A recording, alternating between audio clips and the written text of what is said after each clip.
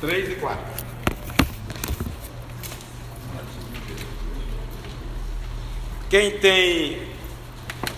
Quem quiser ler, eu trouxe até meu telefone que eu nunca trago, para ler na versão aqui da linguagem de hoje.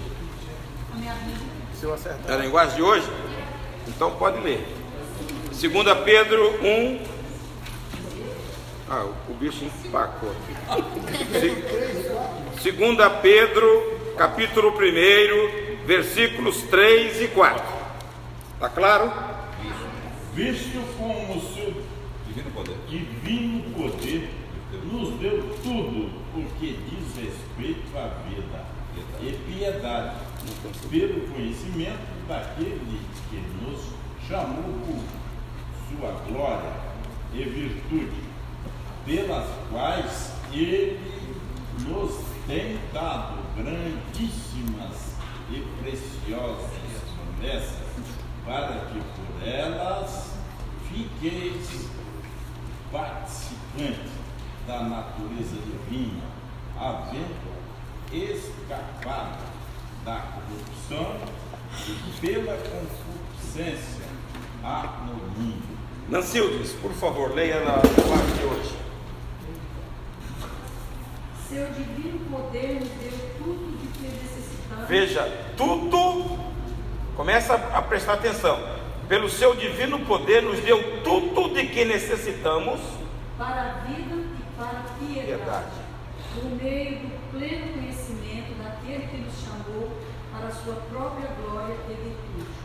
Dessa maneira, ele nos deu as suas grandiosas e preciosas promessas, para que por elas vocês se tornassem participantes da natureza divina e fugissem da corrupção que há no mundo causada pela cobiça.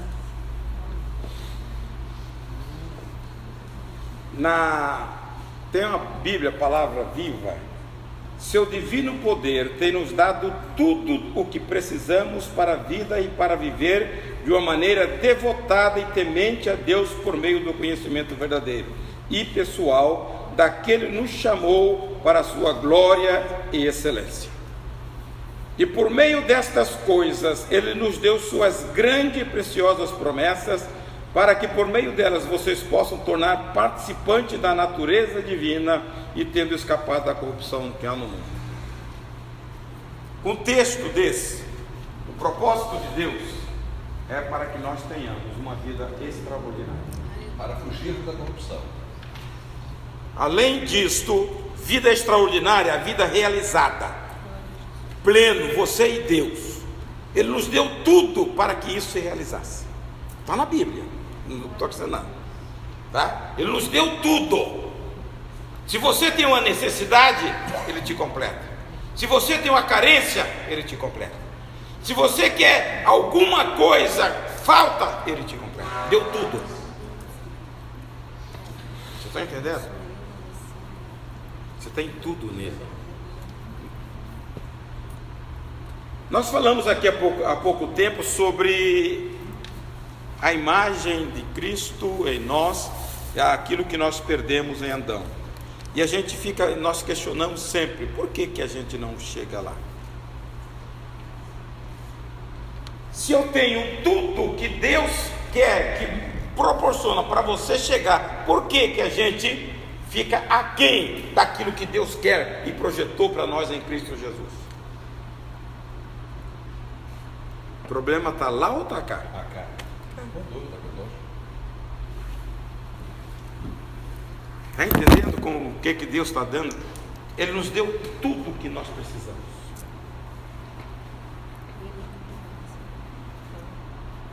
Quando você faz a introdução, ele diz no versículo 2: graça e paz vos sejam multiplicadas.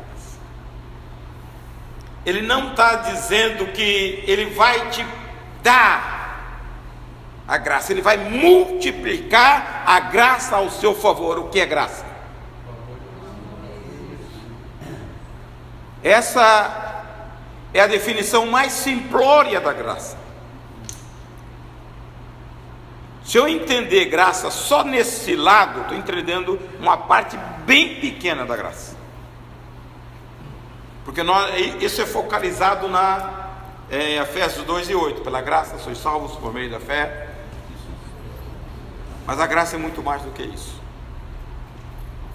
A graça é aquilo que Deus disponibiliza para você ultrapassar o seu limite. A resistência, a resiliência do crente é graça. Quando vem o temporal, você enverga até o chão. Passou o temporal, você volta para a posição. Isso é graça. Tem hora que a luta vem para te derrubar, mas a graça de Deus te sustenta.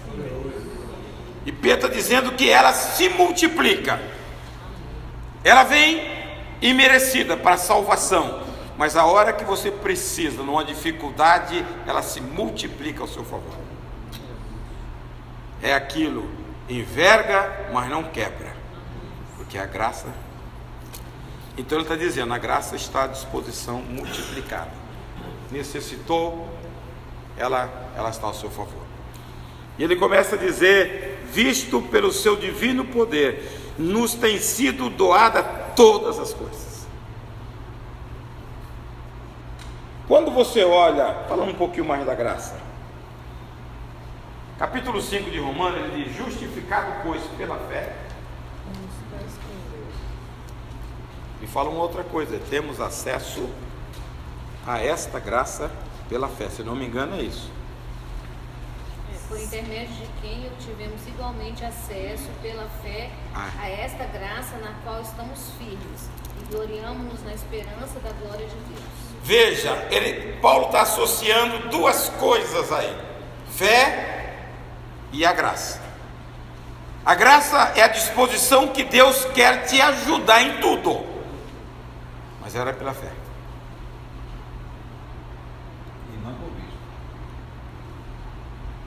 Essa é a grande dificuldade do acessar tudo que Deus tem para você é através da fé. Tiago 2, se não me engano, 17, diz que a fé sem obras é. Então você pega as bênçãos de Deus, se você não tem, é uma visão que você não tem fé. Aqui, Pedro está falando da excelência de um viver extraordinário, mas você tem que ter fé para trazer as bênçãos de Deus para você. E quando ele fala que a fé sem obra, tem muitas pessoas que distorcem essa palavra obra. Isso aí. Ele não fala nos sentidos desse. Não é amplo mesmo. Isso aí. E alguns acham que obras é fazer caridade. Não é isso. Isso também é bom que se faça. É bom que se faça, nós somos chamados para isso. Agora é agir, né? Muitas vezes ele tem que agir, por exemplo, você está com um problema e eu tenho fé que Deus faz, mas você não dá um passo para aquela direção. Todos nós fomos determinados por Deus para fazer. Quando Deus estabelece a vida no Éden, Ele fala, cultive e guarde. Então o homem tinha que tomar uma ação. Deus não criou o homem para ficar na rede dormindo. Deus criou o homem para agir. E você começa a olhar, se você olhar profundamente, a queda foi por quê? Estava muito tranquilo ele. Porque não guardou. Deixou a mulher sassaricar por lá. E o bobão ainda comeu da fruta. Deixa só ela. Tá? Deus tinha dado a ordem a ele, 2:15, ele falou assim, guarda.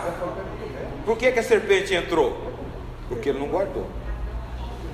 Tá? Ele pensa que a provisão de Deus, Deus vai guardar. Não é você. A conquista que Deus dá ao homem é o homem agir. Tem muitas pessoas que acham porque são crentes, vai chover na horta dele o tempo todo. Não faça não para ver. Tá? Aqui foi dado para conquistar, aqui foi dado para lutar.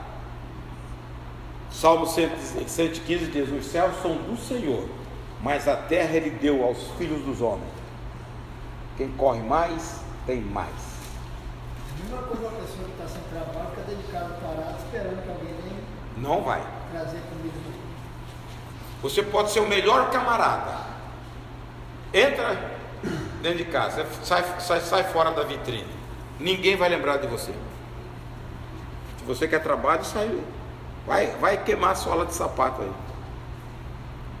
Mas o cliente acha que Deus vai achar ele lá na caverna. Não acha não. Então, Encontrou Elias lá, né? então você olha a Bíblia direito. O que ele fez com Elias? Hein? Mandou sair da E ele caverna. pensou, não, O que ele fez com Elias? levou ele para o deserto. Não. Ele falou: saia daí e vai ungir um substituto teu. Você é frouxo, foi para a caverna. Ele acabou o ministério, rapaz. Por quê? Porque ele correu. Porque ele entrou. Olha, quando ele foi para debaixo do zimbro, o que Deus fez com ele? Hein? Não. Não, Ele eu foi comi por debaixo pra do ele. zimbro, o que Deus fez? Mandou comida para ele. A hora que ele jogou a toalha e foi para a caverna, Deus fala: levanta e vai arrumar um substituto. Vocês estão entendendo? Mas na Bíblia fala que Deus mandou um bicho comer o circo para poder ficar quente a cabeça dele e saiu dali. Não, foi Não, isso Jonas. foi Esse é Jonas, é diferente. Não mistura as estações, não. É por isso que ele pode falar. Tá? Viu? Então, você começa a olhar com detalhe as coisas da Bíblia, tá? A caverna Deus mandou ele para fora. Ah, por fora, perdeu o ministério. Quando vai para a caverna, enquanto você está por aqui, Deus quer te restaurar, te dar alimento, corre atrás, manda dar alimento para você, mas entrou na caverna é jogar a toalha.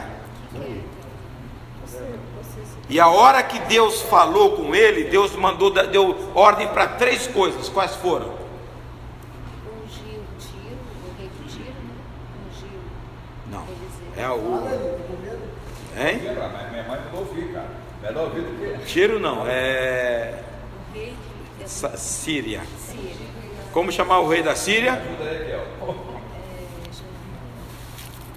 Ele falou: unge Eliseu, Eliseu, rei da Síria. o teu sucessor, unge Jeú, rei de Israel, e unge o rei de Damar. Hein? Azael. E aí ele fala uma coisa.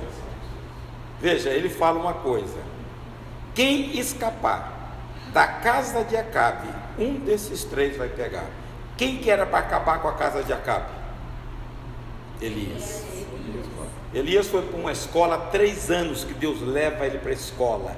Ele vem e faz a façanha com os profetas. Ele tinha que acabar. Qual foi a apresentação de Elias a Acabe?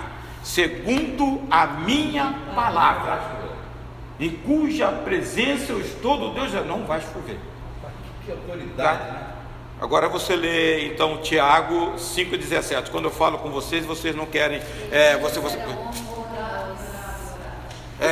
Elias orou com insistência. Então ele vai lá porque ele ora com insistência. Elias era homem semelhante a nós, sujeito aos mesmos sentimentos e orou com instância, Então, para que não chovesse. Então ele não foi à toa, meu filho. Ele não foi assim à toa. Ele ora e ora muito. Aí ele vai lá confrontar. Quando se fala que oração é a arma do crente, vocês querem brincar com isso? Então ele não vai assim, porque ele ora com insistência. E Deus queria que ele fizesse isso com a casa de Acabe, porque o confronto dele é com Acabe. Acabe se tornou um banana que a mulher passou e trouxe culto a Baal para dentro de Israel. E ele era para acabar com a família. E aí Deus falou: então vou ungir 3 para no seu lugar. Explica aí o que é jogar toalha. Entrar na caverna. Caverna. O que é entrar? Hein? O que é entrar na caverna? O que ele fala? Senhor, eu quero morrer. Só eu fiquei. Tá? Deus falou: nada. Você ficou sozinho, não. Tem 7.000 que não se dobraram. Mas nos nossos dias de hoje, explica aí o que seria você jogar toalha. Desistiu, ué. Tá dentro de casa. Quantas pessoas estão trocando a chamada de Deus por coisas? Jogar a toalha. Tá? Olha, tem um espírito rondando as igrejas, chamado espírito de medo. Covardia. Está rondando as igrejas. Por que que as pessoas largam o ministério atrás de um saláriozinho e avacalhado, que você vai entrar no meio de pessoas corruptas?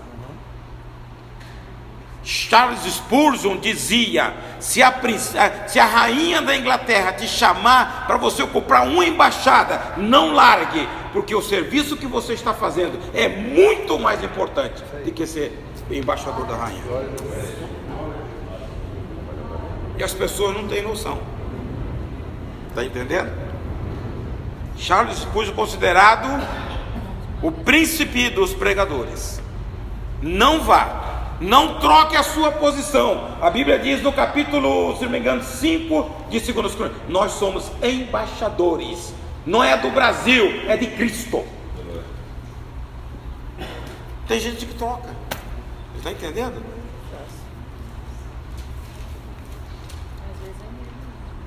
Nós somos embaixadores de Cristo, irmão. Não somos embaixadores de qualquer um, não. Por isso você tem que honrar. Então, quando você renega isso aí, Deus pega e troca. Quando Ele troca, Ele vai lá e pega. Se não tem, Ele cria. Não foi isso com Saul? Saul abandonou. Ele falou: já tenho achado um melhor do que você. E pegou uma criança. Tratou da criança. Fez a criança crescer para ser o maior rei de Israel. É ou não é? Mas quando ele foi chamado, ele tinha 13 anos. Tá? Era um adolescente. Deus faz isso, irmãos. Quando não tem guerreiro aquele, Deus chama a criança para batalhar. Então, já tem esse hino. Quando não tem guerreiro, Deus chama a criança e prepara a criança. Davi canta. Quando não tem guerreiro. Irmãos, Deus nos tem dado tudo para a nossa vida de vitória. A graça de Deus nos é dada. Aí entra os favores. Não porque nós não somos bons, nos é dada porque Deus Independente de que somos, Deus é. Tá? Ele nos favorece com a graça. Ele nos dá porque Deus é bom, a natureza de Deus. Quando a gente começa a entender quem é a pessoa de Deus, pessoa do Espírito, pessoa de Jesus, o crente precisa, é isso que está dizendo aqui, pleno conhecimento dele. Nós precisamos conhecer mais o Deus que nós servimos, para vocês não, está entendendo? Deturpar, porque Deus tem um princípio, Deus é bom, Ele te salvou porque Ele é bom. Merecimento nós não temos, mas Ele nos salvou. Tem um texto, irmãos, se não me engano é Judas 14. Rapaz, eu fico olhando certas coisas na Bíblia e fico contextualizando hoje.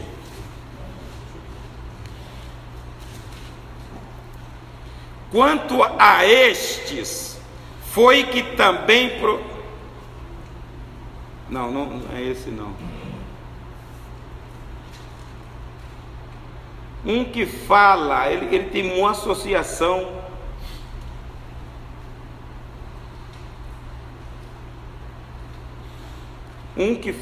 Bom, eu vou ler então Tito 1:16. Esse eu sei o que. Eu queria achar a correlação dele com Judas. Não é 16, não, assim, essas pessoas vivem se queixando, descontentes. É isso aí. E seguem os seus próprios desejos. Mas leia alto. Essas pessoas vivem se queixando, versículo 16 de Judas. descontentes com a sua sorte e seguem os seus próprios desejos impuros, são cheios de si e adulam os outros por interesse. Por interesse. Agora, Paulo diz, 1,16 de Tito: no tocante a Deus, professam conhecê-lo, entretanto o negam por suas obras, por isso que são abomináveis, desobedientes e reprovados para toda boa obra. Veja, eles não conhecem o verdadeiro Deus e acham que eles conhecem. Eles enganam as pessoas e se enganam, porque a obra, fruto é fé e obra, vai revelar quem você é. Está dizendo, eles professam, mas o negam com as obras. Você sabe o que é isso? Falta de conhecer quem é Deus. Deus é o que vê.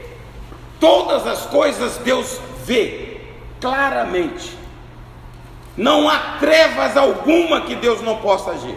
Está lá no Salmo 139. Então, o cara pipoca por aí, faz o que faz e acha que Deus está. Faz as coisas, pois mais graças a Deus que a graça de Deus é abundante. Deus, a Bíblia diz, aonde abundou o pecado, superabundou a graça. Deus quer nos dar tudo para nos livrar da corrupção. Deus nos deu a graça para nos livrar do pecado. Crente não pode viver brincando com o pecado. Brinca com o pecado, vai para o inferno. E acha que está na igreja, está tudo certo. Porque não conhece a santidade de Deus, não conhece o Deus que serve, entra aqui de qualquer maneira e acha que...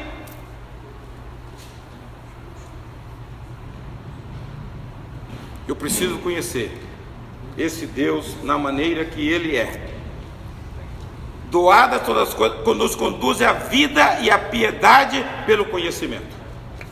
Então eu preciso, irmãos. E o conhecimento só tem um caminho para você chegar lá. Palavra de Deus. Estudar, não é pegar e vou cumprir minha tabela, ler 2 versículos e vai embora. Está entendendo? Está difícil, irmãos. Eu vou ter que estabelecer a regra para o ano que vem. Quem não quiser ler 3 capítulos, ninguém vai na minha sala mais me perturbar para discipular. Calma, irmão.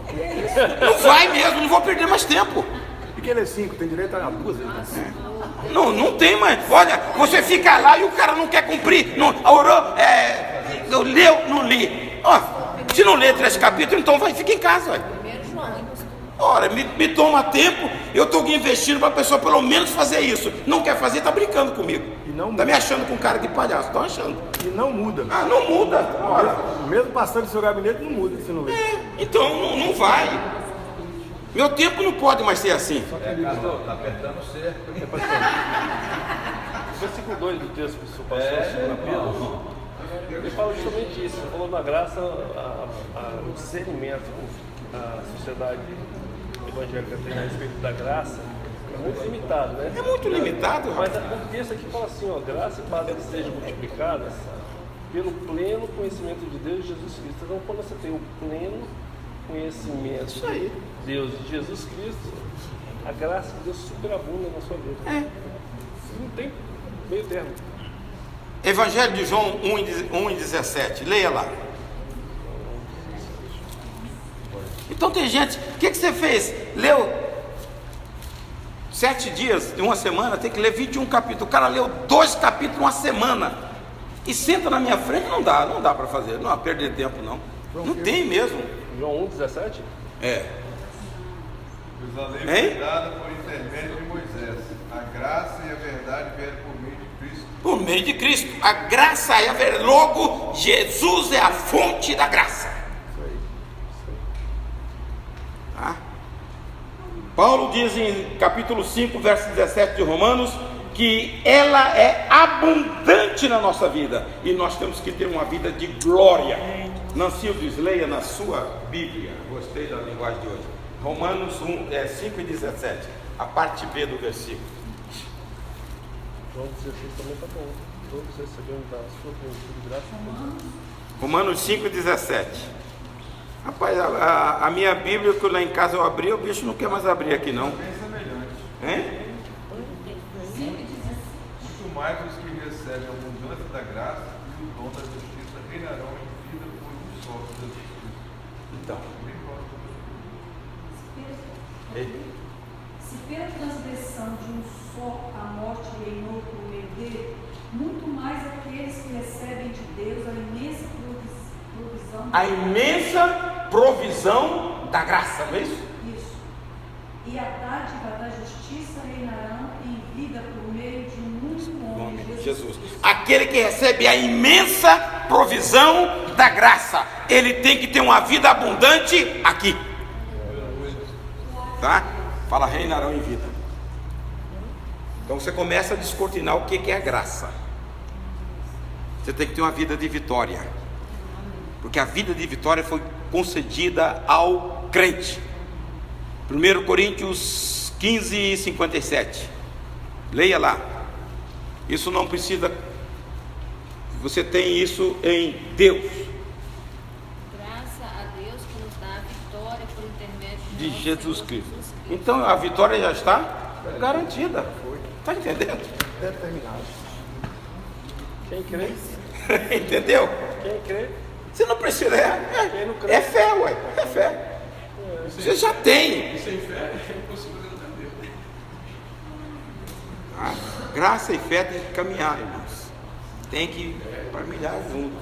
Então eu preciso conhecer. Quando eu me furto da palavra,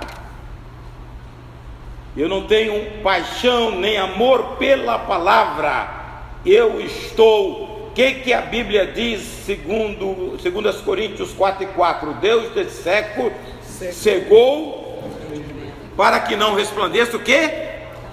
A luz de quê? Do Evangelho. Satanás quer cegar e está conseguindo cegar, porque muita gente preguiçosa que não quer saber de ler. Hein? O homem está gostando muito mais de ver a imagem Do que quê? ler. Então, o conhecimento nosso é conhecer. O que é isso? O que é isso aí, rapaz? Pelo amor de Deus, a Bíblia fala, aqui que está falando, a Bíblia está falando sozinha. A minha também tem isso. Misericórdia. Veja, quem é a fonte da provisão? A Bíblia está Visto como pelo seu divino poder nos tem sido doadas gratuitamente todas as coisas. Então você não precisa, você só vai lá, você tem uma dispensa. O provedor tem uma dispensa. Tem um texto na Bíblia, acho que é 1 Coríntios capítulo 4, acho que versículo 1, que os homens nos considerem dispenseiros da graça. Não importa que os homens nos considerem como ministros de Cristo, dispenseiros dos mistérios de Deus. Dispenseiro é aquele que vai na dispensa, tá? As bênçãos estão lá, já foram conquistadas. É só você ir lá e trazer. Essa ação de ir lá e trazer chama-se fé. É a fé que traz da dispensa, está lá, está provisionada já. Então o Senhor já provisionou tudo o que você precisa. E aí você começa a olhar muitos crentes com a vida mesquinha, uma vida medíocre, porque falta entendimento de que ele é possuidor, tá? Disso tudo, porque não tem fé. O povo sofre por falta de coisa. Hein? Ele não sabe. Ele não sabe, por isso tem que conhecer, E o povo sofre por falta de conhecimento. tá? Por isso tem que conhecer. Quando você entende o que Deus já fez por você, tem sido doada todas e preciosas promessas. É você tomar posse. Isso requer Fé. Temos à nossa disposição toda a suprema grandeza do poder de Deus. Isso está escrito na Bíblia. Em que lugar? Eu gostaria de fazer umas perguntas dessas e alguém me responder. A suprema grandeza do poder de Deus foi demonstrado aonde? Efésios capítulo 1, versículo acho que 19 e 20. Então esse poder é nosso. Já está conquistado. Está conquistado. E qual a sobreexcelente grandeza do seu poder sobre nós, os que cremos, segundo a operação da força do seu poder, que operou em Cristo, que manifestou em Cristo, ressuscitando dos mortos e pondo-o à sua direita nos céus. Pense uma coisa, é por isso que eu gosto de ler a Bíblia imaginando. Jesus no sepulcro, o inferno todo olhando aquele corpo lá, acreditando que ganharam. Está entendendo? Quando você tem essa visão, e aí vem Deus com o poder.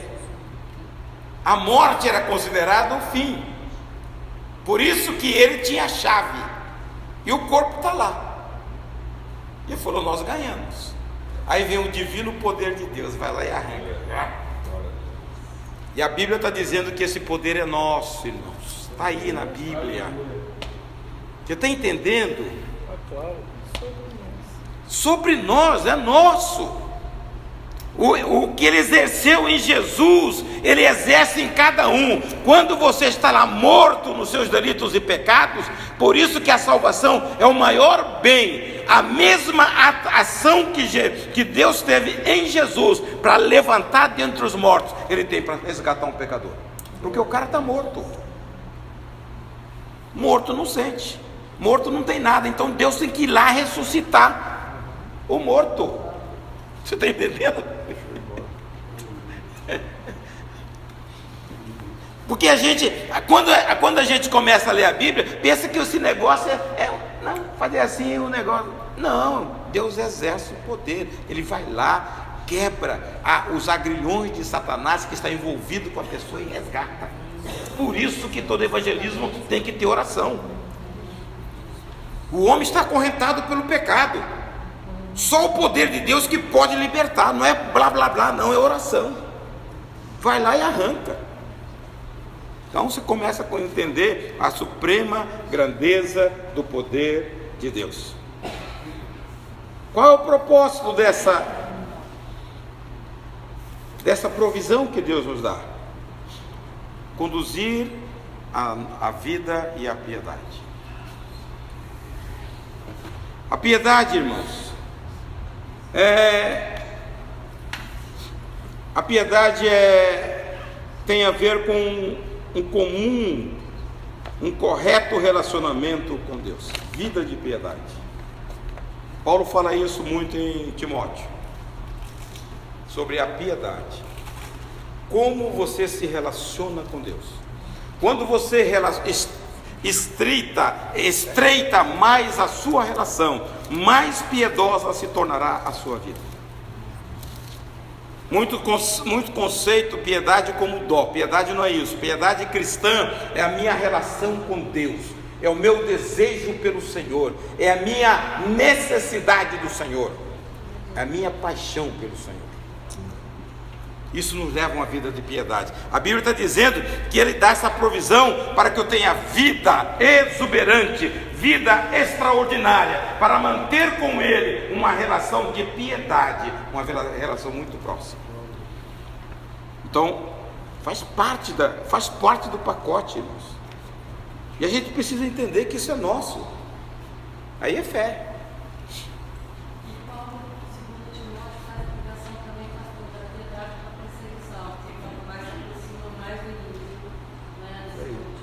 Segundo Timóteo 3 e 12. Todos quantos querem viver piedosamente perante o Senhor padecerão. E Marcos 10 e 29. Jesus que disse, 10 e 29. Então você tem que entender o que é isso. Tornou Jesus: em verdade vos digo que ninguém há que tenha deixado casa, ou irmãos ou irmãs, ou mãe ou pai, ou filhos, ou campos por amor de mim e por amor do Evangelho, que não receba já no presente o cêntuplo de casas, irmãos, irmãs, mães, filhos e campos, com perseguições. Perseguições. Aí o negócio fica feio. Eu queria só o primeiro. Você queria só cêntuplo de irmãos, cêntuplo de... ele fala com perseguições. Tem um texto que fala que para entrar no reino dos céus, está lá em 14:22 de Atos, é com perseguições. Jesus dá duas definições em João 3. No versículo 3 ele fala: para ver o reino de Deus precisa de apenas o quê? Tá? Nascer de novo. Agora, para entrar no reino, o 14:22 é esse, pastor? De Atos. Confirmando as almas dos discípulos.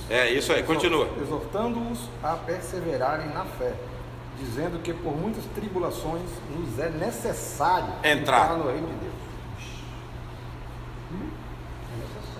Jesus diz a Nicodemos: quem nasce da água e do Espírito, este entra. Veja João 3, João 3:3, João 3 e 5, parece. João 3:3. Ele fala que é para ver o reino. Respondeu-lhe Jesus: em verdade te digo que se alguém não nascer de novo, não pode ver o reino. Não pode ver. Veja o 5. 5. Jesus respondeu: em verdade te digo que se alguém não nascer da água e do Espírito, não pode entrar no reino de Deus. Agora você vai para Atos 14 e fala que para você entrar tem que ser com lutas e perseguições. Então paga o preço. Desculpa aí, mas tem que haver após mim, negue-se a si mesmo e toma essa cruz. Né? Isso aí. É uma negação contínua, diária, né? A provisão a apropriação da provisão é pelo conhecimento, nós já falamos. Irmãos, diga. Pastor, sobre isso que Jesus falou, não nascemos da água do Espírito. Quer dizer, então assim, essa água é Jesus. Ele fala. Porque assim, tem algumas pessoas que dizem assim: você só vai para o céu se você é batizado, se foi imergido dentro da água. Fisicamente. Então, essa água que Jesus está falando aí, é ele ou é o batismo físico? Não. Ele. Nada a ver. O ladrão não foi batizado? O ladrão não foi batizado. Nem foi na igreja. E ele falou: hoje você vai estar comigo. E entrou. Reconheceu que Jesus era Senhor. A condição do batismo é quando você desobedece. Marcos 16 e 15 fala: quem crer e for batizado. Se você crê e não tem oportunidade de se batizar, agora se você crê e não batiza, aí é a condição diferente. É uma dispensação que nós estamos vivendo. Né? Então eu estou desobedecendo uma ordem. E qualquer tipo de desobediência, a Bíblia define como pecado. Aí não tem jeito. É simbologia. O capítulo é uma ordenança de Deus, e no capítulo 6 de Romanos, ele trata dessa simbologia. Ele diz que na hora que você é levado à água, você morre para o mundo, e a hora que você é levantado, você ressuscita para uma nova vida, para um viver para Deus. Quem beber da água que ele desce. Fala isso toda sexta-feira na Roda Lamba. Bebe, meu filho, essa água aí que vai matar tua sede, mas a água que vai matar realmente tua sede é que vem do alto. É Jesus. Veja, quando a gente fala sobre conhecimento de Deus, a revelação de Deus para nós foi a palavra, que é Jesus. Jesus trouxe essa revelação.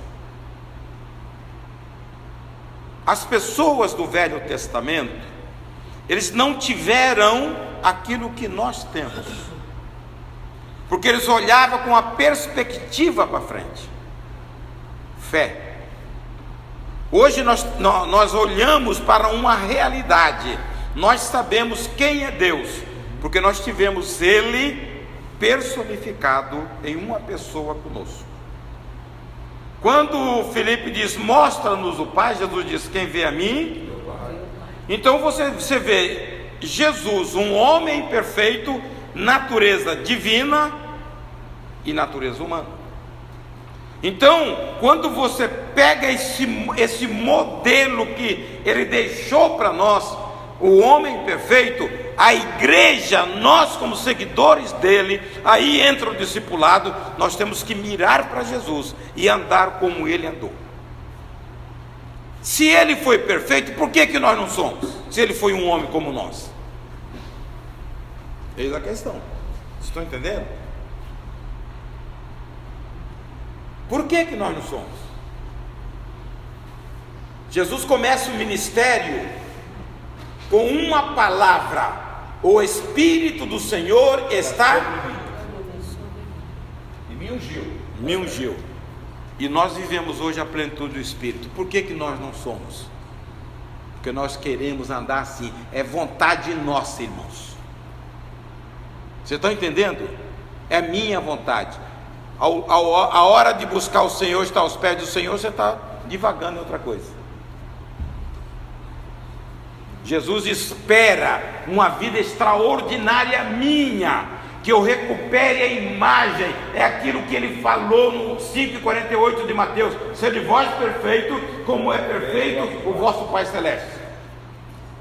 E muitas vezes você vai pela igreja a vida toda, a hora que chega lá, você surpreende com pessoas. Fala, e aí o Evangelho? Porque a pessoa não quer. E Deus não muda quem não quer. Deus não invade. Aí eu falo, né, meu amigo Céu, o gentleman que o Espírito é, ele quer trabalhar na sua vida, mas ele não entra sem você consentir.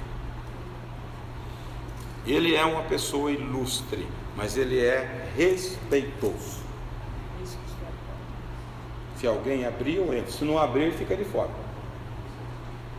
E a gente se surpreende, irmãos. Tempo de casa, tempo de evangelho sem transformação, é isso que o Tito disse: professam conhecer, mas negam com as suas obras, porque não deixa Deus trabalhar. Deus já deu tudo para nossa viver uma vida plena. Muitas vezes é preguiça nossa, obstinação mental. A gente acha que é pior coisa, irmãos, quando você não tem conhecimento da palavra e acha que do jeito que você vai para o céu. Eu fico olhando os princípios de Deus. Tem hora que eu fico, será? É sério, irmãos. A exigência de Deus não é brincadeira. Deus não poupou o filho dele, esmagou até o fim para cumprir a justiça dele. Vai passar a mão na cabeça da gente?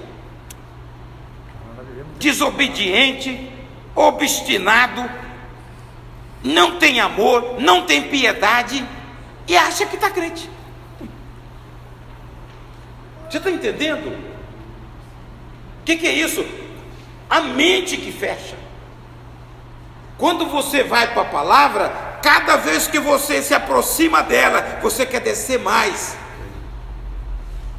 porque você vê a longura que você está do propósito que Deus quer para nós. Se isso não incomodar, a gente está longe. É isso aí. Vida cristã, irmãos, é vida de sacrifício, é entrar no céu. Jesus disse que é estreito a porta, larga tem aí aos montes. Será conquistado à força. É isso aí, o reino é tomado à força. Não adianta. Eu tenho que ler e começar a compreender que Deus não é como, a avaliação de Deus não é como o homem avalia. Deus olha o coração, se você é reto ou não. Não adianta bater palma, sapatear, que Deus não olha isso. Deus olha o coração. Então, vamos servir a Deus, tá? Vamos servir a Deus com fidelidade ao Senhor, porque Ele vê, Ele sabe tudo a nosso respeito. A Bíblia diz: antes que os pensamentos me venham à mente, Ele já sabe. Antes que o seu coração incline para o mal, para a cobiça, para o desejo, Deus já sabe. Então tem que ser sério. Diante desse Deus tem que ser reto, porque Deus é reto. Isso aí é sério. Hein? Isso aí é sério. Se ele não poupou o filho, vai poupar a mim? Quem sou eu? Passa a mão na cabecinha, achar a gente mais bonito que o filho. A provisão divina é conhecimento completo, para a glória, não é isso?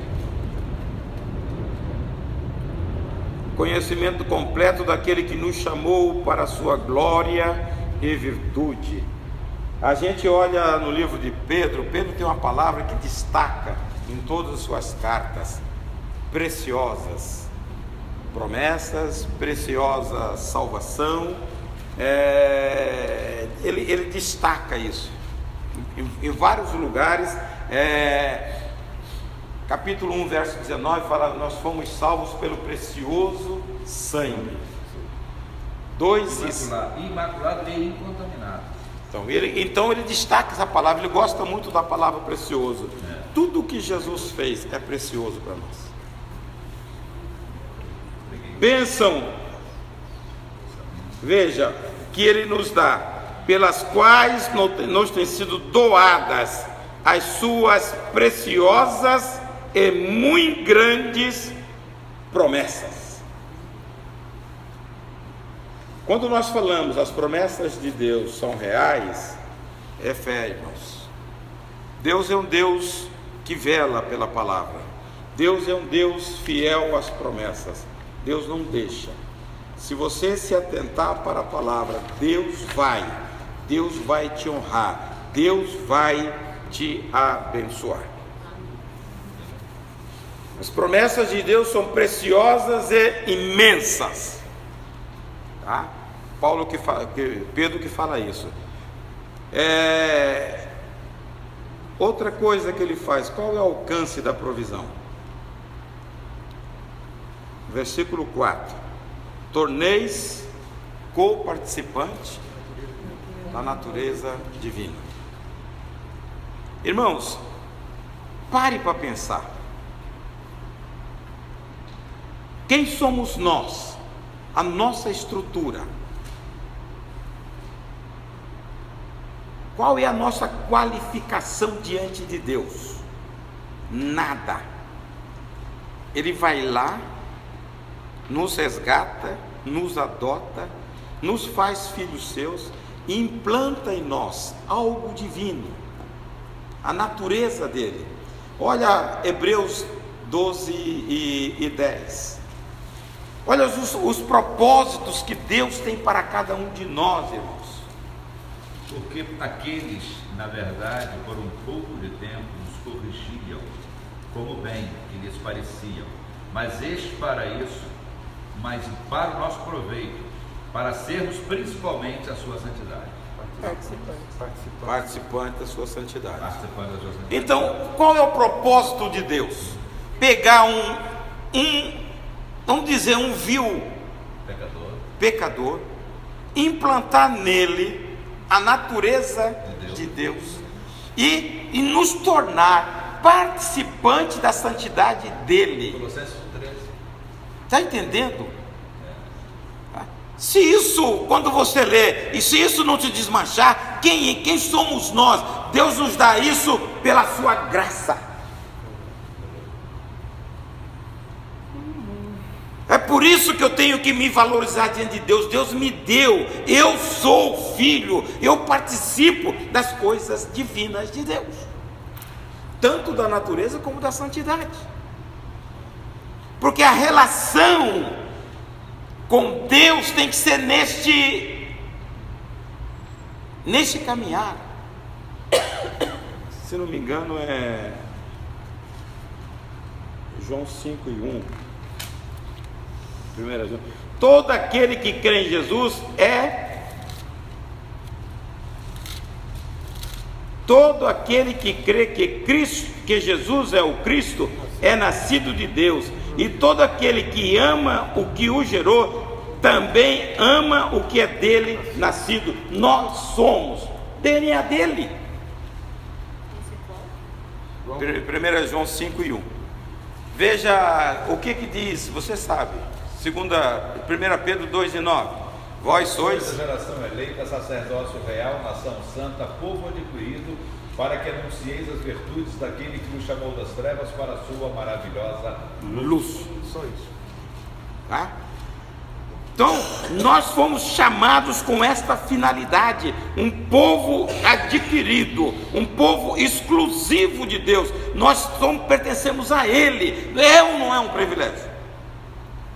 E muita gente não entende esse privilégio. Outra coisa que ele fala aqui, a advertência: livrando-vos com essa natureza, livrando-vos da corrupção das paixões que há no mundo. Irmãos, nós estamos no mundo.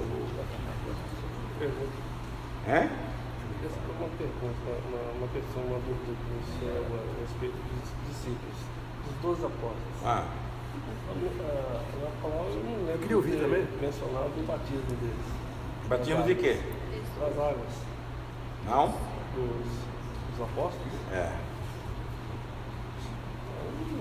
A Bíblia não relata. Não relata. De João Batista. Dois, né?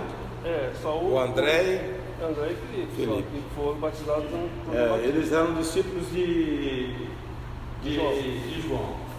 No capítulo 1 de João, do Evangelho de João, quando João aponta Jesus como o homem o Cordeiro de Deus, Cordeiro que tira o pecado, eles caminham com Jesus, no versículo 29. No 35 ele fala: Rabi, aonde assiste? Jesus fala assim: vem e vê.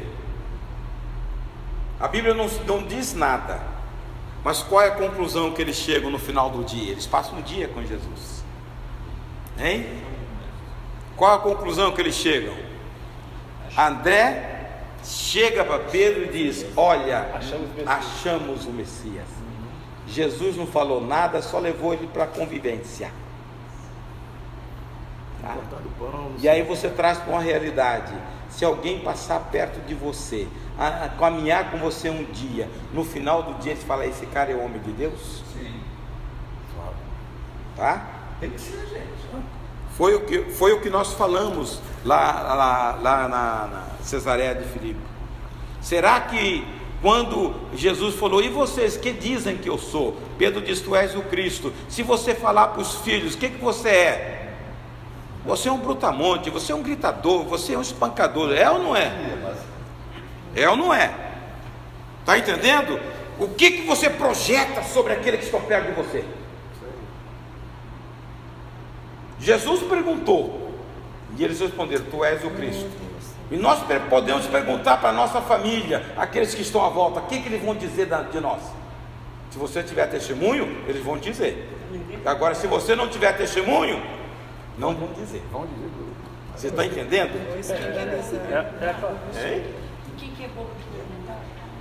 Mas devia perguntar. Tá? Pedir avaliação. Jesus pede: vocês me avaliam, quem eu sou? Jesus não tinha dito naquele tempo que era o Cristo. E Pedro fala: tu és o Cristo. Mas agora, se você levantar na sua família, depois de criar os filhos, o que vocês acham de mim? Está entendendo? Aquele momento, pastor, quando o Senhor Jesus se reuniu os discípulos para lavar os pés. Aí eu só falo assim, Pedro não queria que Jesus lavasse os pés dele. Aí ele fala assim: se não lavar os vossos pés, não terá parte do reino. Né? Aí Jesus falou assim, aí Pedro falou assim: ó, lava todo o corpo, quer dizer, batiza-me, né? Purifica-me todo o corpo. Não. Só os pés. Só os pés. Já está limpo pela palavra. Já está limpo pela palavra. Irmãos, livrando-vos da corrupção que há no mundo. Nós fomos chamados, a Bíblia diz que nós fomos comprados com um bom preço.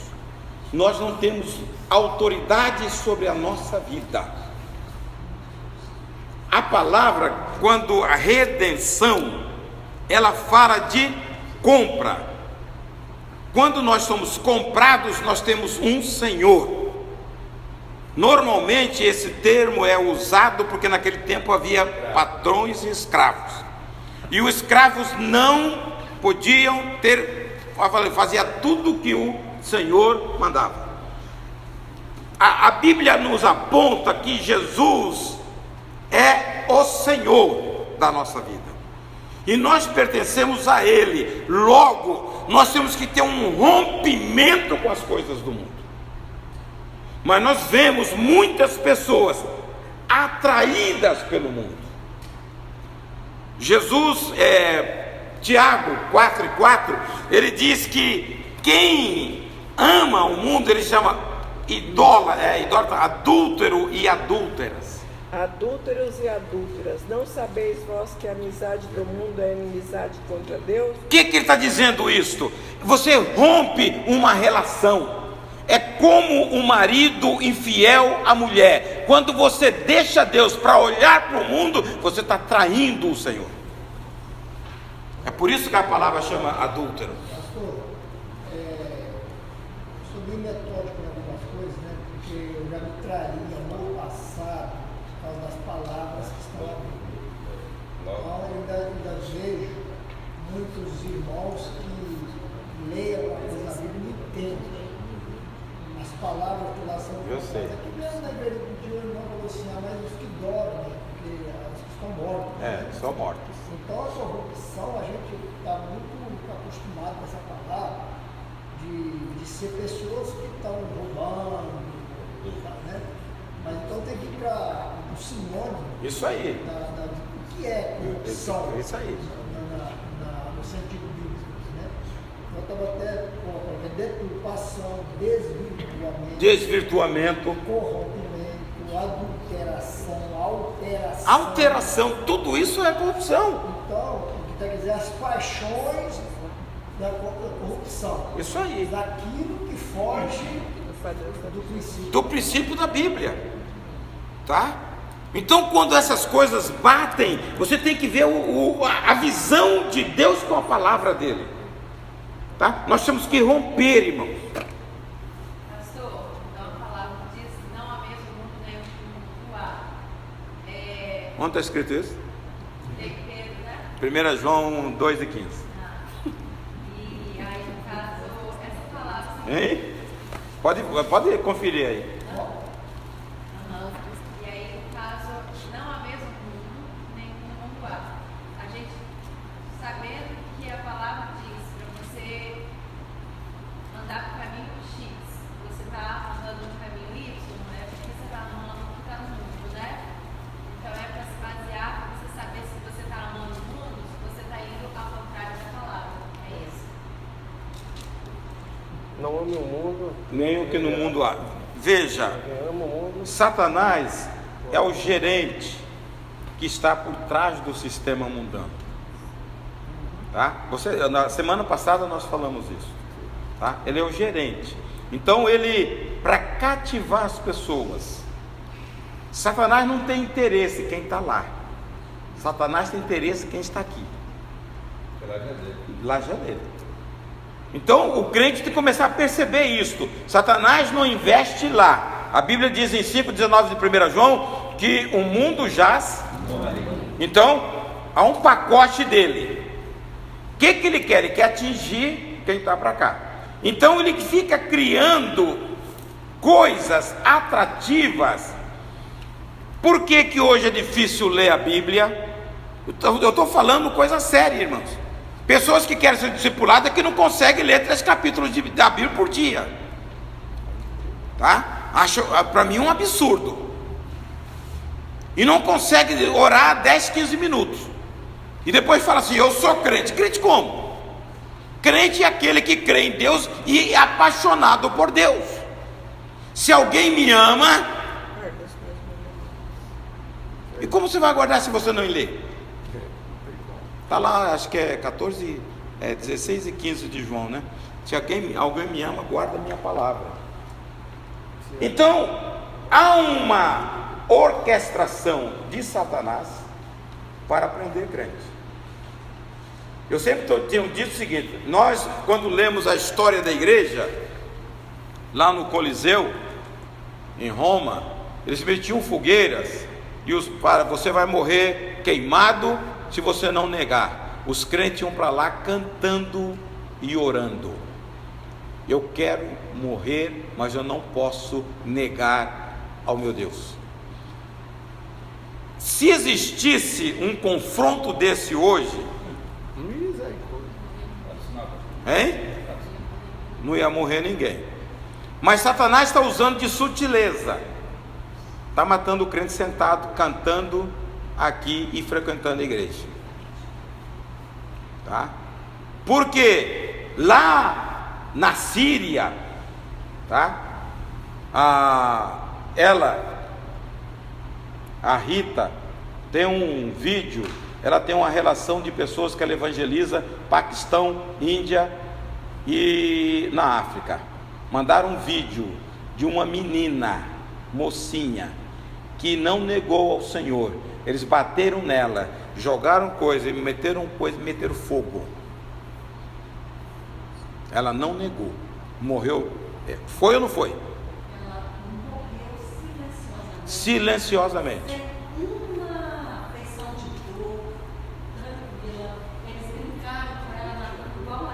Igual um animal. Ela saiu na rua normal e ela estava começando a caminhada dela. Ela não estava nem na igreja ainda. Com tudo de caminho e estava em reuniões em casas de cristão. Aí ela desceu, já sabia que pegaram ela no meio da rua. Pegaram no meio da rua. Bateram daqui, bateram dali, derrubaram. Ela foi sangrando, depois meteram fogo. Aí depois chegaram no papel. Será que nós somos crentes desse quilate, irmãos? O crente vai latir, vai o crente que late. Vai chegar esse nesse contexto aí, a gente tem que ter muito cuidado com as coisas do dia a dia. Vamos trazer isso para a nossa realidade. Porque a paixão, o mundo, primeiro a paixão, sou apaixonado, porque se gosta e está ocupando o seu tempo com aquilo, em vez de ocupar o tempo com Deus, você está fazendo uma troca, não é isso? Tem um programa de televisão, você está no programa de televisão e não está lendo a Bíblia, você está trocando. Isso aí. E não precisa dizer que, eu não estou vendo nada imoral, não é isso. Não é isso não. Quando Jesus diz, busque primeiro o reino de Deus, é que nós temos que priorizar na nossa vida o reino. Tá? É o primeiro. Que não tem nada demais. Não tem. Eu vou sair, eu vou você tem direito ao lazer no tempo devido. Você tem direito a ir numa praia no tempo devido. Mas você não tem o direito, como crente, de abandonar a Bíblia e achar que é crente. Abandonar a oração. A sua relação com Deus, de apaixonado pelo Senhor, vai embora, irmãos. E se você olhar a situação do mundo, nós temos coisas reais, válidas, que podem nos tirar o tempo. Tá? É isso que é perigoso. Satanás não brinca. Ele está criando uma teia para nos enrolar, livrando-nos da corrupção que é no mundo. O crente tem que viver para Deus. O prazer dele tem que ser o Senhor. Por que hoje, um culto desse? Eu já falei aqui que no passado bem recente, há 10, 15 anos atrás, era o melhor culto. Porque as pessoas vinham para o ensino. Porque as pessoas querem facilidade, irmãos. Só que para entrar no céu é difícil. Você olha, se você não tiver aos pés do Senhor, passa o negócio lá, opa, choveu na minha horta, você fica olhando, cobiçando uma mulher. E quem que está livre disso? Você vive num mundo de oportunidades. Quantas pessoas fizeram proposta financeira? Se você não tiver equilíbrio, vai ou não vai, irmãos? Corrupção do mundo. O crente tem que ter fibra. Não vou porque eu vou negar o meu mestre. Tiago 1,14. Isso aí, cobiça, né? Cada um é engodado pela sua própria cobiça. Você trabalha num ambiente que pessoas ímpias, né, pastor? As conversas, as práticas. É tudo. Distorcido. Mas, pastor, eu acho que hoje o diabo, nós não precisamos matar. Nada. Basta eu fazer o que eu quero, o que a carne quer. Você sabe que eu estou encontrando dificuldade no meio da igreja, uma coisa que Satanás está jogando no coração do crente hoje. Nós temos, eu falei aqui há pouco tempo, nós temos uma igreja doente. A raiz dessa doença qual é? Perdão. Está entendendo? A coisa mais difícil para o crente é perdoar o irmão. Ele se arranha com pequena coisa, aí o cara passa por lá e ele corta para cá. E muitas vezes eu olho na igreja. Eu nem diria pastor, falta de perdão, porque para ter falta de perdão tem que ter havido um problema. Rapaz, pequenas coisas. A falta de amor. Isso aí, o amor é. Perdão, falta de amor, porque às vezes uma forma. Falta de amor. Não, veja bem, se você não tem amor, o perdão é consequência do amor. Se eu não tenho amor, dificilmente eu vou perdoar. Exatamente. Não tem como. Para perdoar, sem ser artesanal. No dia a dia. Verdadeiramente com o mundo, é isso que eu estou falando. É um pouco diferente. Ninguém quer comunhão, né? Ninguém. Irmãos. Só é com o irmão com amor, porque com o irmão é chato. Jesus disse o seguinte: aonde está o seu tesouro, aonde você joga a sua visão, aí vai redundar o seu desejo. Se você colocar Jesus em primeiro lugar na sua vida, o seu desejo vai ser para Ele. Se Ele for o seu tesouro, você vai conectar sua vida no tesouro seu. Então faça isso. Amém? Senhor nosso Deus, Pai Todo-Poderoso, nós agradecemos, Senhor Deus, por esse culto de ensino, Senhor.